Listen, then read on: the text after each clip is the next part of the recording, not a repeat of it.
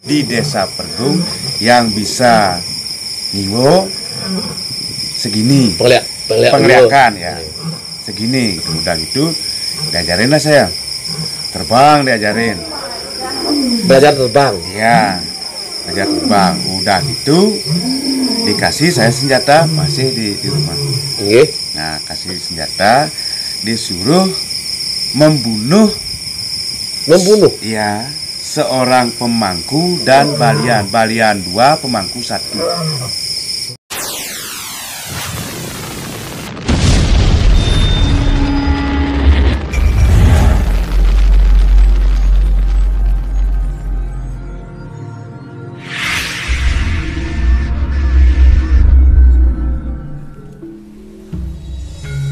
Om Swastiastu, Om Awigenom Astu, Namo Buddhaya. Sahabat muda, sahabat milenial, dan para teman-teman spiritual, para sepuh, guru pandita yang ada di tanah Bali kemudian di alam Nusantara yang sangat saya hormati dan muliakan. Nah, hari ini saya ingin berbagi lagi. Berbagi tentang apa? Tentang sebuah pengakuan seorang pengiwa. Di mana pengiwa adalah sebuah gegelaran penglihakan, di mana di sana adalah pengiwo dan penengen.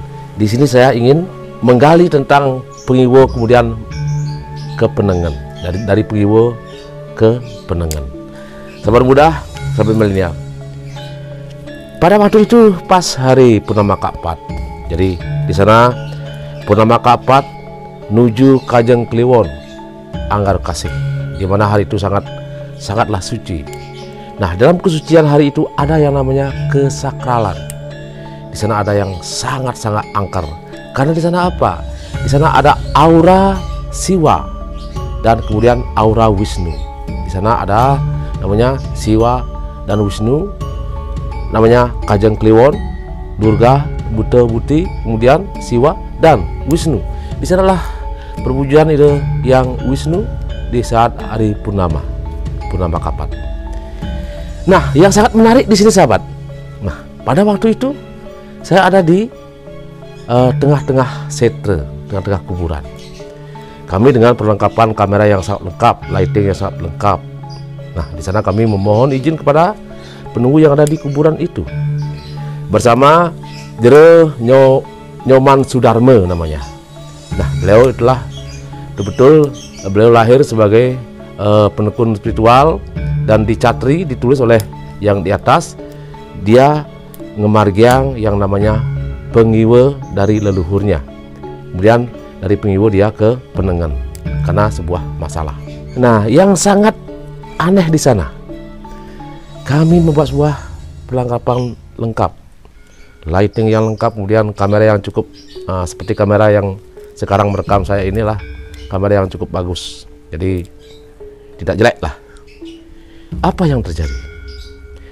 Di saat kami wawancara dengan Bapak Nyoman, Jero Nyoman Sudarme, di sana anginnya sangat keras sekali. Kemudian yang aneh adalah lightingnya, pencahayaannya mati total, tidak bisa dipakai. Yang bisa hanya pakai obor saja. Nah, obor itu yang menerangi saya wawancara. Di sana juga ada yang keanehan sahabat. Ada suara-suara yang menggema. Kemudian ada cahaya-cahaya. Nah, saya merasa pada waktu itu memang ada yang menonton saya di tempat di seto itu. Karena di sana memang terkenal setonya sangat angker sekali. Jadi orang-orang di sana tuh tahu itu seto Gandomayu dan jarang orang yang berani di sana untuk menjalankan ritual kayak saya. Jadi saya mencoba pada waktu itu astungkare, syukur masih kita diberikan satu jalan. Karena apa? Lampu dipadamkan tetapi kamera masih jalan. Nah, itu yang masih kita syukuri.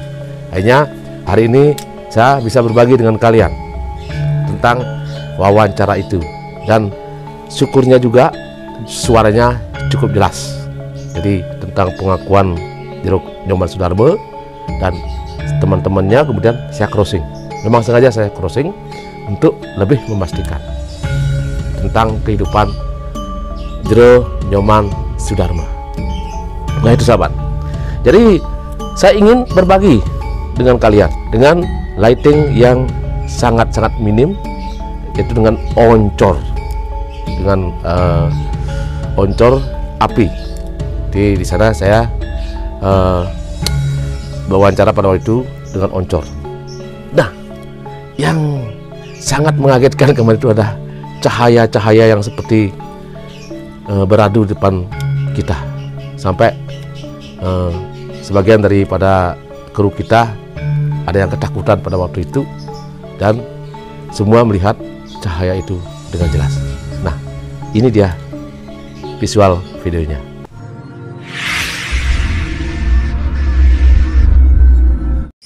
Om Swastiastu. Om Awigadam Astu. Sahabat muda, sahabat milenial, hari ini saya berada di Desa Pergung, tepatnya di tengah kuburan Setre Gandomayu. Di tengah kuburan ini, kemudian di Desa Pergung ini memang ada keunikan sendiri, sahabat. Di sini ada namanya Pura Dalam, yang ada Meru 3. Nah, kemudian ada sebuah tempat di sini memang khusus tempat itu sudah ribuan tahun. Di sinilah ada pohon beringin yang kita nggak tahu berapa umurnya. Jadi kumpi saya, jadi di atas kakek saya pun sudah menerima seperti ini. Ada pohon beringin. Kemudian di sini ada pemun tempat pembakaran mayat. Di sana ada yang namanya pohon pule. Itu pun ratusan tahun, sahabat. Jadi itu sudah ratusan tahun diterima oleh bukan kakek saya. Mungkin di atas kakek saya sudah menerima, sudah sebegitu adanya. Tidak bisa diprediksi entah kapan itu. Kami dari keluarga sudah menerima seperti itu. Nah, di sini yang unik di sini lagi adalah di sini adalah semua kasta bisa masuk di setre ini. Jadi baik itu Brahmana, Wesya, Sudra, semua masuk di sini. Jadi di sini namanya, dan ada juga yang namanya kuburan bayi ditunggu oleh Men Bajangan, sebuah nenek-nenek yang sangat seram. Kemudian beliau yang susunya besar. Nah, sini ada itu. Nah, di tempat inilah saudara, tempat pertemuan para orang-orang yang belajar ilmu hitam, baik itu leak, pegiwe, kemudian semua yang belajar ilmu hitam. Di sinilah pertemuannya, nih. Di sini di Setre Gandomayu ini. Dulu konon katanya, bukan konon katanya juga ini. Saya sudah tahu persis itu di tahun 70-an. Orang jarang mau lewat ke sini. Karena apa? Di sini nyata-nyata kelihatan. Kalau kita malam hari kelihatan ada orang-orang tertentu melihat sesuatu, ada nihan, mungkin ada sosok yang besar di sini. Itu malam hari. Kemudian di siang hari pun ada kelihatan kayak gitu. Banyak orang bingung di sini. Nah, di sini namanya Setre Gandomayu. Dulu tahun 70 ke bawah itu orang tidak akan pernah mau lewat tempat ini. Jadi jarang yang mau lewat. Kenapa? Saking angkernya. Tapi sekarang udah antal, sudah kelihatan begitu indah sekarang karena dibikin sedemikian rupa. Dulu waduh sangat angker sekali. Saya betul-betul juga merasakan pada waktu kecil itu, saya masih SD, saya merasakan bagaimana keangkeran daripada Setre Gandomayu ini di Desa Pergung, sahabat. Nah, hari ini saya ingin berbagi, sahabat milenial, sahabat muda, kemudian para spiritual semua, dan tokoh guru sepuh yang saya hormati di alam Nusantara kemudian di tanah Bali, berbagi tentang apa? Tentang pengiwe. Jadi ilmu hitam, di mana pengiwe itu adalah ilmu pengeleakan yang dimana dibagi menjadi dua, penengen dan pengiwe. Jadi kalau penengen lah ilmu putih, Darmo Sadu, pengiwe lah Darmo Weci. Nah, di sana adalah penengen dan pengiwe. Nah, di sini saya mau gali tentang pengiwe. Sebenarnya saya punya teman ini Jero Komang Sudarmo nggih. Ya. Nggih, selamat malam Jero Komang Sudarmo. Nah, jadi beliau adalah betul-betul dari kecil, dari umur 15 tahunan sudah ngejalani hal seperti itu. Banyak pengalaman, banyak cerita yang beliau punya. Saya ingin gali, saya ingin tahu. Inilah adik kandungnya ini. Inilah kandungnya Pak Ketut siapa? Ketut Sutamo. Bapak Ketut Sutamo, adik kandung daripada Jero Komang. Dan ini teman akrabnya. Nah, Komang harus Pak Komang. Ya. Pak Komang. Komang Darmo. Nah, Pak Komang Darmo. Nah, mari kita sahabat, saya ingin mengenal lebih jauh tentang Jero Komang. Bagaimana sepak terjang beliau waktu masih muda, kemudian sekarang sudah menjadi seorang istilahnya seorang balian di sini, balian ngiring yang disuruh oleh nenek moyangnya.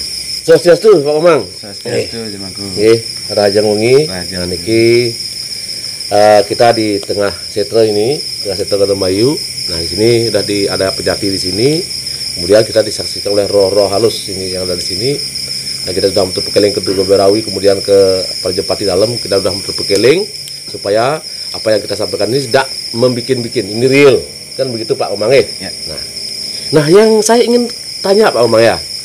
Nah saya mendengar di jalan dulu, Pak Komang katanya sudah dari umur 15-an sudah. 15 tahun ya, benar. 15 tahun dah. Sudah? Ya, sudah jalan. Nah, bagaimana awalnya Pak Komang itu kok bisa jadi begini? Bagaimana awalnya umur 15 tahun itu sudah ngejalani hal seperti ini? Awalnya, mohon maaf, awalnya saya dicari sama seorang nenek. Oh gitu?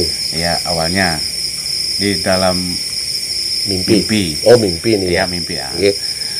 Kalau dibilang mimpi, enggak. Tidur enggak. Dibilang bangun enggak. Okay. Apa namanya, kayak orang Bali ngerepate. Nah, ngerabang sawo. Ngerabang sawo ya. Udah gitu dicari dan diajak pergi. Jalan-jalan. Jalan-jalan ya. Nah, dikasih tahu dan dikasih buku. Sama beliau catatan yang ada di Desa Pergung yang bisa ngiwo segini. Penglihakan ya. Segini gitu. Udah gitu diajarin lah saya. Terbang diajarin. Belajar terbang. Iya. Belajar terbang. Udah gitu dikasih saya senjata masih di rumah. Nah, kasih senjata, disuruh membunuh. Iya, seorang pemangku dan balian 2, pemangku 1. Itu kisahnya dulu. Jadi jangan menyebut nama di sini. Ya, balian. Terus membunuh mangku dan balian 2. Sudah tercapai. Mereka, nah, saya ingin tanya nih. Katanya kalau pengiwo itu kan seperti ayam jagoan nih. Nah, jadi Jero Komang, seorang ibu ini yang ajak Jero Komang ini mengajak Jero Komang jalan-jalan seperti jagoan, seperti ayam jago, diadu. Nah pada waktu itu Jero Komang memang merasa diadu. Merasa sekali Bangku. Diadu perang gitu. Iya, perang. Ya. Nah terus, di sana Jero Komang itu dikasih senjata, kemudian perang, kemudian dia kalah. Katanya, menurut konon katanya, itu ada janji ya Jero Komang. Benar ada janji Bangku. Kapan punya anak laki berusia 2. Entar dulu. Ini yang kalah berjanji dia. Yang Jero Komang kalahkan tuh berjanji. Iya. Gitu. Kapan punya anak laki berusia 25 tahun, dia akan diambil. Dia akan meninggal. Iya. Siap meninggal. Tidak mau mati pada waktu perang itu. Tapi dia janji. Ya. Ada lagi janji yang lain, Pak Mang? Yang lain ada. Nah, katanya saya tanya kemarin. Kapan saya punya angkul-angkul, kemudian angkul-angkul itu selesai, kapan punya rumah itu selesai, baru dia berkenaan untuk mati gitu. Apa benar itu? Benar ya. Benar. Berarti jadi janji seorang pengiwo itu begitu. Kalau dia kalah, ada janji. Ya. Nah, kalau dia punya angkul-angkul, dia tidak akan perbaiki angkul-angkulnya. Kalau punya rumah, dia tidak akan perbaiki rumahnya. Ingat dia. Baru dia akan mau mati, kapan dia mau mati baru perbaiki kan begitu. Yang signifikan itu kan anaknya itu. Jadi anak itu kalau sudah anak laki-laki umur 25 tahun sudah pasti umur akan mengejar, waktu akan mengejar. Udah 25 tahun dia meninggal Pak Mang. Jero Komang. Dia meninggal Jero Komang meninggal. Nah, ini juga lagi ya. Katanya ya pada waktu itu yang sempat juga bertanya sama adik ini, sama saudara sini juga. Katanya Jero Komang tuh haus darah itu pada waktu itu. Ya benar Jelmangku. Benar waktu itu sampai saya pingin bunuh memek kandung saya sendiri. Memek kandung? Ya, ibu sendiri? Ya. Karena kepingin gitu. Kepingin darah waktu itu. Jadi kepingin lihat darah apa kepingin minum darah? Pingin minum darah. Nah, bagaimana kejadiannya pada waktu itu? Gini, mangkungnya, orang tua tuh membisikin, tolong makan darah ini. Itu dia bilang. Sempat katanya Jero Kemang tuh melempar dengan pisau. Hampir kena. Sayang kena pintu. Lewat pintu ibu saya kelihatan, padahal pintunya tertutup. Saya langsung kelihatan, saya lempar pakai pisau, saya pingin darah. Kepingin darah itu. Nah, dia bertanya sama adiknya nih, apa betul Pak? Betul. Memang benar seperti itu. Semenjak itu kakak saya ada sekitar 15 tahunan lah umurnya. Kelakuannya itu udah beda yang saya lihat itu. Udah beda, terus dia tuh bertingkah laku kayak gimana gitu, nggak seperti yang kakak saya waktu kecil. Nah, itu kan umurnya nggak butuh jauh ya. Jadi Jero Ketut juga Pak Ketut juga melihat langsung lah seperti itu. Di sini saya dengar juga ya, konon katanya ada leluhurnya Jero Kemang ini yang namanya Bapu Winner itu dulu katanya seorang balian derang, balian ngubadin, balian macam-macam lah. Beliau mengembangkan pengiwo. Apa benar Pak Kemang? Benar. Jero Kemang, benar. Nah, terus katanya beliau mau menyerahkan kepada Jero Kemang. Ya tuh dah. Saya bilang tadi, barang kak saya datang sendiri ke rumah, itu udah bikin saya tak rasa gitu. Oh, yang ingin membunuh itu? Ya. Karena mau diserahin, karena Jero Kemang nggak mau? Nggak mau. Karena merasa masih kecil? Masih kecil. Nah, terus karena Jero Kemang tidak mau, apa yang terjadi itu? Nah, setelah itu saya sakit. Saya tidak mau menerima. Di samping itu saya merasa bersalah. Kepikiran di waktu sadar saya merasa bersalah, sudah membunuh seorang pemangku dan balian. Saya tidak mau ngambil itu, akhirnya saya lumpuh. Sakit. Masih Pak Perbekal Lama. Dia Pak Nyaman Gado. Dia yang ngasih uang untuk biaya pengobatan, tidak sembuh. Saya punya kambing sumbangan, saya jual untuk berobat, tidak sembuh juga. Nggak sembuh. Berapa dukun udah ngobatin, tidak sembuh. Jadi karena Jero Kemang tidak mau ngiringan Nike. Nah, ini kita yang bertanya lagi. Nah, ibu-ibu yang tadi yang nyari itu, yang susunya besar ya, yang pakai taring itu masih mencari Jero Kemang pada waktu sakit itu. Waktu sakit tuh masih mencari, tapi menjauh. Nah, terus bagaimana sehingga Pak Kemang itu kembali untuk Jero Kemang itu kembali untuk ngelanjutin, hanya sanggup itu bagaimana ceritanya itu? Nah, ini ya, maaf nih, saya bercerita apa adanya ya, saya sendiri. Nah, di waktu saya sakit, datang seorang cewek 3, pemangku. Cewek cantik 3. Cewek ini sih, cewek dunia alam. Ya, dunia alam.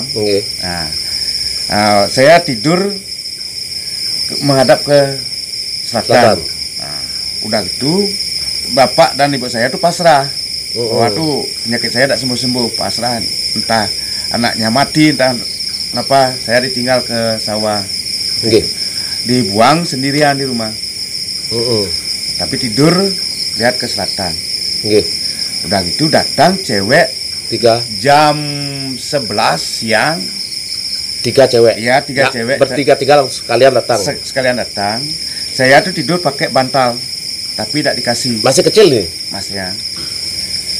Tidak dikasih pakai bantal, disuruh pakai tangannya.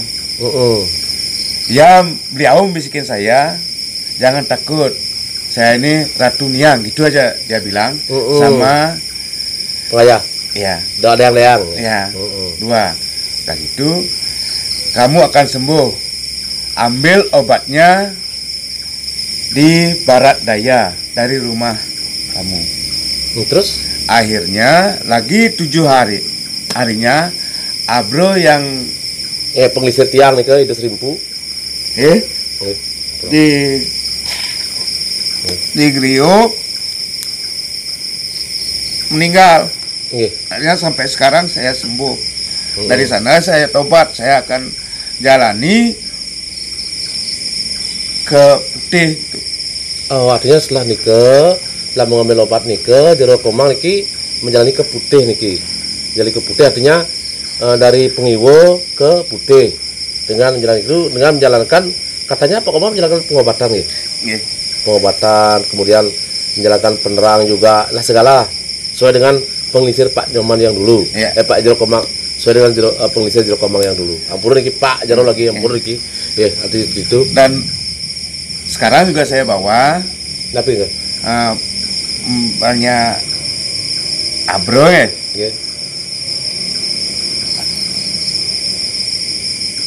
Dia ngasih gini untuk jangan ngambil ke hitam lagi, tolong nolongin orang.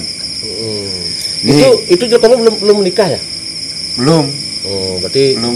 Oh, belum menikah nih. Nih. Subro. Niki sangyang siwo nggih. Saya siwo niki pecut niki. Pecut sunil.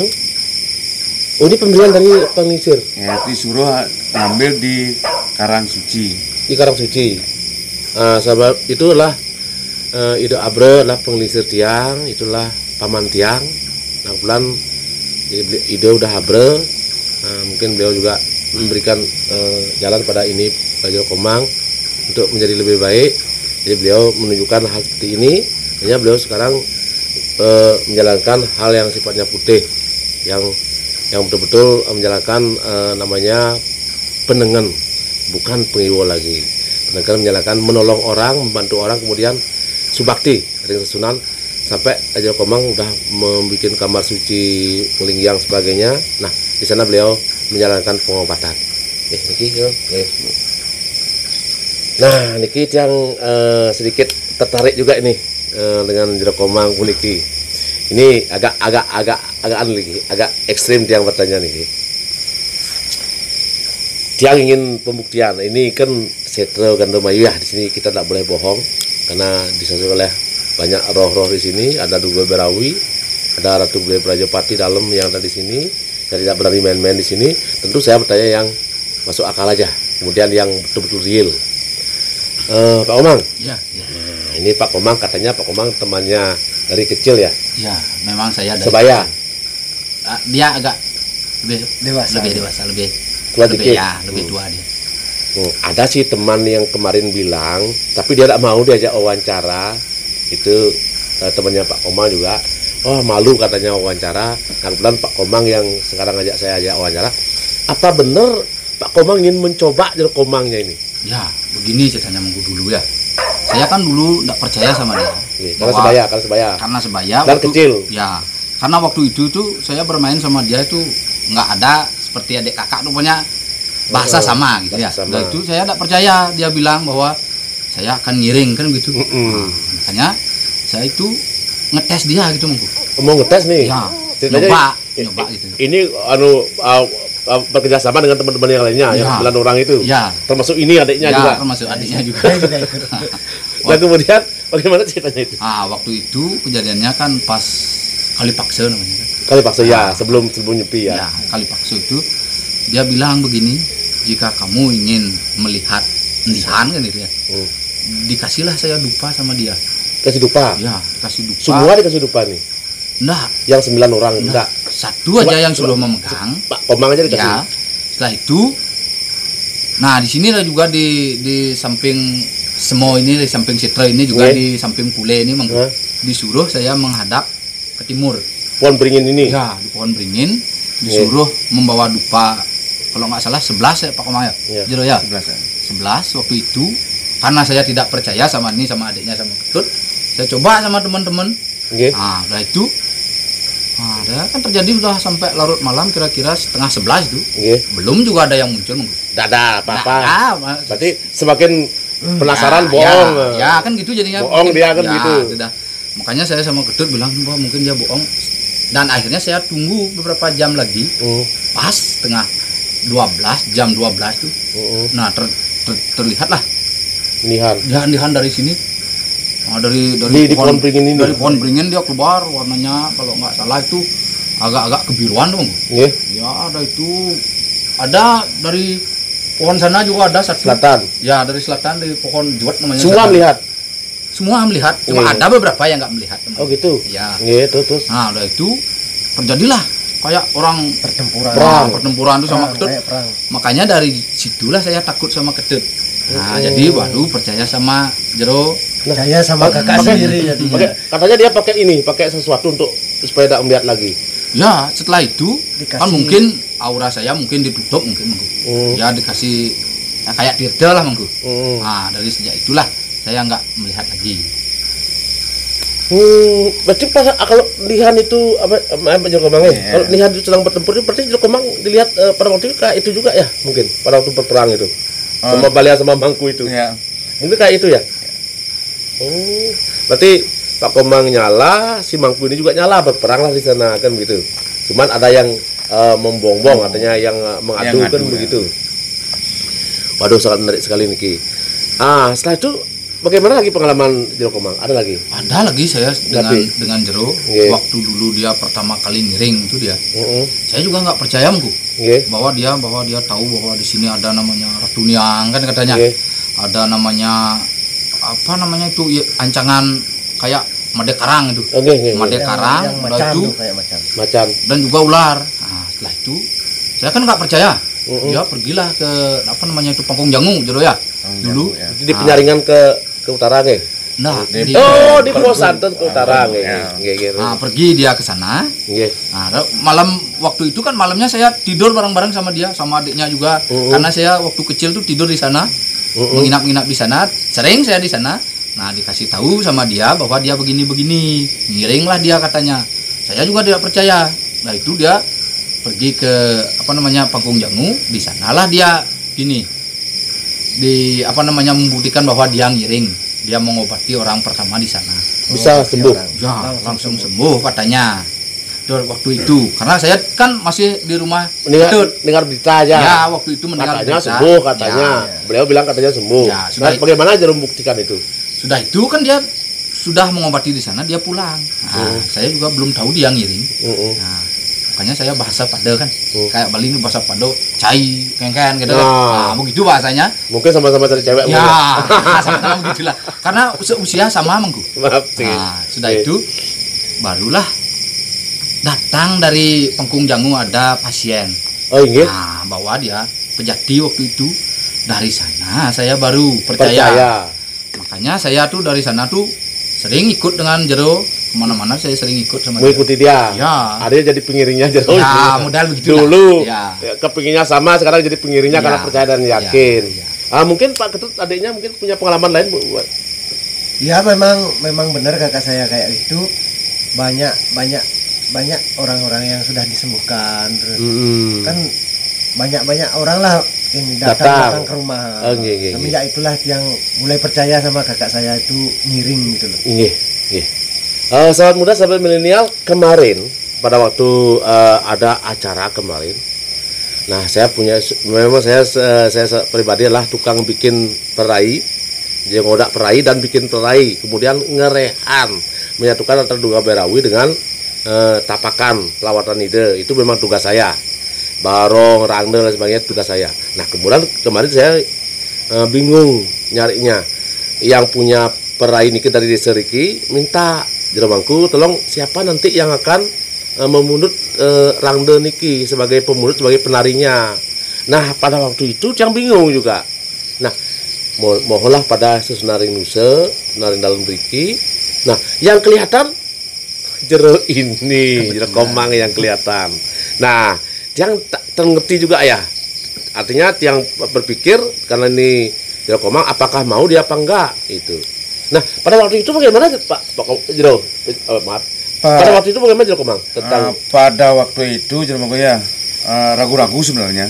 Ragu-ragu. Nah, ragu-ragu, takut karena saya ini terus terang tidak berani dengan senjata tajam. Senjata tajam ya. Iya, apalagi yang saya punut tuh namanya rarung. Sering saya nonton gitu ya, rarung tuh ditusuk kepala, mata tuh saya takutin. Itu ragu-ragu sebenarnya. Pada waktu tiang ngerehang Riki, Jero waktu itu masih ragu-ragu. Karena berpakaian belum tiang satukan, ya. Nah, setelah tiang satukan nih ke tiang udah menyatukan nih udah berawil menyatukan dengan Jero. Nah, pada waktu itu gimana? Kepingin ditusuk apa bagaimana? Kepingin sebenarnya bangku. Kepingin kalau kena senjata tajam tuh kayak orang digelitik gitu loh. Oh gitu. Padahal sebelum saya tuh masukin perai, takut sampai gemetar saya gini. Udah dimasukin, udah di paspati sama jelmangku, kayak digelitik gitu.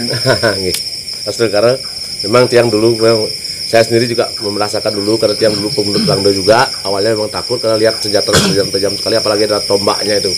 Tiang berpikir, tapi setelah pada waktu itu pengisir tiang di Serimpu ngerehang menyatukan dengan tiang menah, setelah itu baru tiang kepingin sekali malah ditusuk gitu loh. Nah, tapi sekarang malah saya sendiri yang sekarang ngerjain kayak gitu karena memang dari leluhur tiang yang mewariskan pada tiang, kemudian tiang menjalankan seperti itu.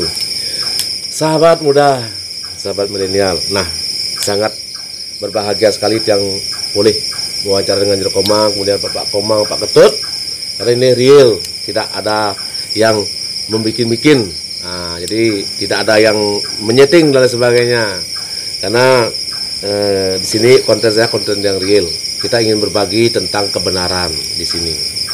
Nah, itu bagaimana seorang pengiwo dulu, seorang yang dulu sebagai pengiwo umur 15 tahunan, kemudian ingin membunuh orang, memakan darah ibunya, kemudian berkelahi dan sebagainya. Kemudian dia tuh menjalankan pengiwo berkelahi terus di alam sana sampai membunuh seorang pemangku dan balian. Dan akhirnya dia sakit. Kemudian pengelisir tiang yang membantu, akhirnya beliau dianjurkan ke itu ada apa? Nyala itu. Coba itu asli itu. Asli itu. Itu asli itu. Itu asli itu. Bisa nggak sampai sana? Mana? Nah, itu di atas itu. Asli kan? Asli. Ada sinar. Oh, udah hilang. Nah, tuh. Coba lagi. Pas di duran. Nah, nikah. Ah, nikah. Aduh, tuh. Di atas pisang. Nah, itu. Ya, benar-benar kamera. Nah, tuh. Kelihatan kan? Kelihatan di kamera, kelihatan. Zoom. Nggak usah di zoom. Ada sulit kalau di edit sulit sekali. Oh. Itu loh, di antara di atas bangunan itu loh tadi. Nah, tuh. Ya udah sini. Oke. Nih.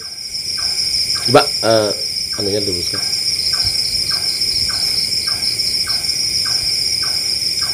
Oke, sahabat muda, nah itu tadi memang benar.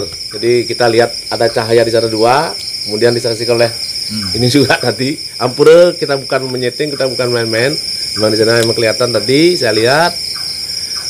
Begitu sahabat. Jadi sahabat melihat sahabat muda, para sepuh guru, kemudian teman-teman spiritual. Nah, inilah seorang pengiwe. Kemudian sekarang beliau menjalankan penengen dari Dharma Weci ke Dharma Sadu Waringin Sungsang. Nah, beliau sekarang menjalankan namanya Waringin Sungsang untuk apa? Untuk membantu orang, untuk menjalankan hal-hal yang sifatnya dharma. Sahabat muda, cukup saya berbagi hari ini tentang pengiwe. Mudah-mudahan selanjutnya kita juga dapat berbagi tentang hal-hal yang lebih real lagi. Sukses semua, Jero Komang. Jero Komang juga Pak Komang, Pak Tut. Mari kita sinep untuk Pramesati. Om Santi. Om. Sahabat muda, sahabat milenial. Nah, itulah sebuah kejadian nyata, kemudian pengakuan yang nyata dari seorang Jero Komang Sudarme yang ada di Desa Pergung. Jadi di sini kita harus bijak untuk memahami tentang pengelakan, tentang pengiwul. Nah, yang perlu digarisbawahi di sini, kita sebagai manusia hendaknya kita jangan belajar, jangan mencoba-coba, kemudian apalagi itu ilmu hitam.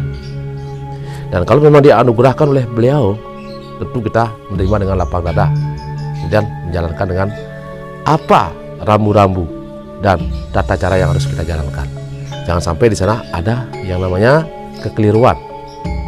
Nah, kalau sudah keliru, mungkin bisa diperbaiki, tetapi jangan sekali-sekali membuat kesalahan. Kalau kita membuat kesalahan, tentu berakibat pada diri kita dan keluarga kita juga. Mari kita berdamai, sahabat. Berdamai dengan hati, berdamai dengan liak, pengiwa, kemudian berdamai dengan sahabat-sahabat kita semua. Untuk apa? Melestarikan tentang kearifan lokal Bali, kearifan budaya Bali, kemudian religius Bali dengan magisnya. Nah, tentu itu sangat mendukung tentang hidup dan berkehidupan orang Bali. Salam sahabat milenial, sahabat muda. Kurang lebihnya saya sebagai kreator dari YouTube tentu saya mohon maaf, tetapi saya ingin tetap berbagi secara real dan kenyataan.